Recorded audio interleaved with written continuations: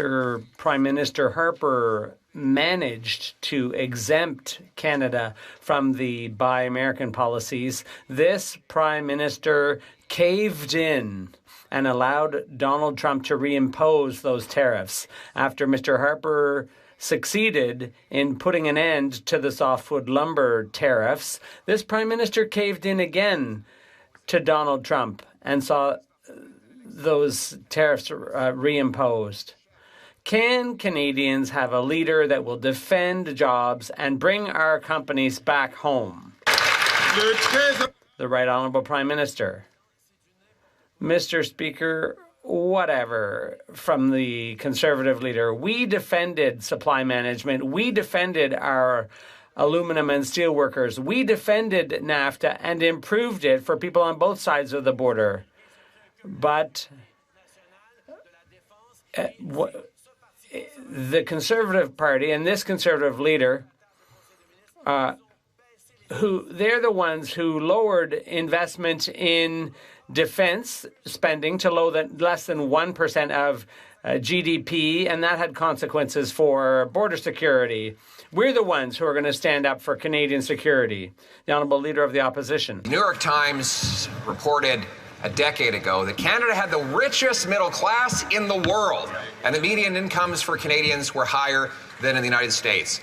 Oh, how things have changed after 9 years of liberal taxes, red tape, and a tax on our energy sector.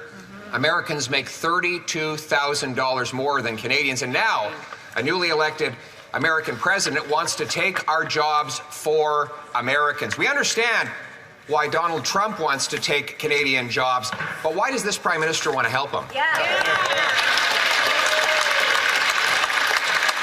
The Right Honourable Prime Minister. Mr. Speaker, when we successfully renegotiated NAFTA and protected Canadian jobs, protected steel workers and aluminum workers, protected our supply managed sectors and agricultural workers, protected Canadians from one coast to coast to the coast, from coast to coast to coast, the leader of the Conservative Party at the time referred to our approach as dumb, Mr. Speaker. Successfully standing up for Canadians is not dumb. But you know what is dumb, Mr. Speaker? Refusing to get your security clearance so you can actually protect members of your caucus, so you can protect Canadians, get the briefings necessary on national security.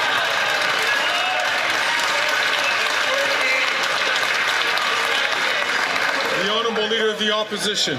Mr. Speaker, his approach was dumb. It was dumb to let the Americans reimpose Buy America rules that Harper had got lifted. It was dumb to let Trump impose softwood lumber tariffs that Biden has now doubled. But you know what is dumb, dumber, and dumbest of all? Imposing a 61-cent a liter carbon tax that will force our trucking companies, our factories, and our mines to head south of the border into the arms of President Trump. We know why he wants to create American jobs with the Canadian money, but why does this Prime Minister want to help him?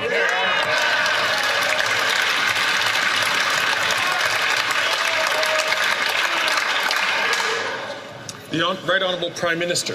Mr. Speaker, we stood up and protected Canadian jobs, Canadian industry, and Canadian trade. We know that the American government cares about creating prosperity in North America, and we're going to do it together. But what the American government, and particularly this president, also cares about is defense and national security. Well, the leader of the Conservative Party was sitting around the cabinet table when they dropped spending on defense to below 1%, and the Americans won't understand any more than Canadians do why the leader of the opposition refuses to take national security seriously, refuses to get us.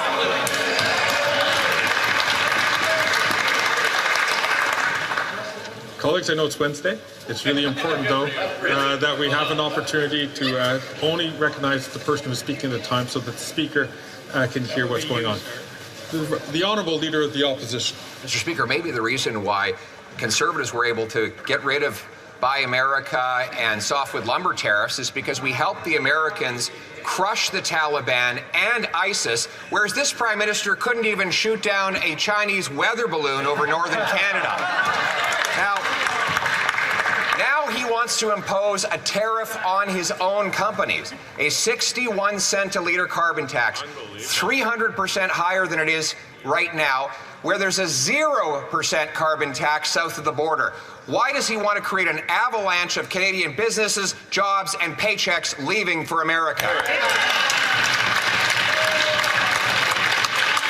The Right Honourable Prime Minister. Speaker, we saw it once again right now. The Conservative leader constantly talking down the members of the Canadian Armed Forces, talking down and nickel and diming our veterans. They shuttered 9 veteran services offices, cut thousands of staff from people helping veterans, and made cuts to the Canadian Armed Forces that brought our spending on defense to below 1%.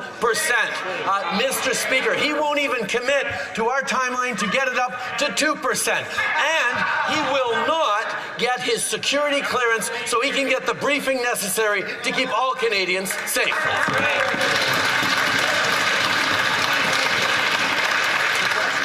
The Honourable Leader of the Opposition. Monsieur le Président. Mr. Speaker, 10 years ago, the New York Times said that Canada's middle class was the most affluent in the world and that the average income was higher in Canada than in the U.S. Today, the average Canadian worker earns $32,000 less than their American counterpart after tax. Because of all the taxes and economic obstacles the Liberals have put in place. Now the Americans want to steal our jobs and bring them to the U.S. Can there not be an election so that Quebecers can choose who is going to defend their jobs? The Right Honourable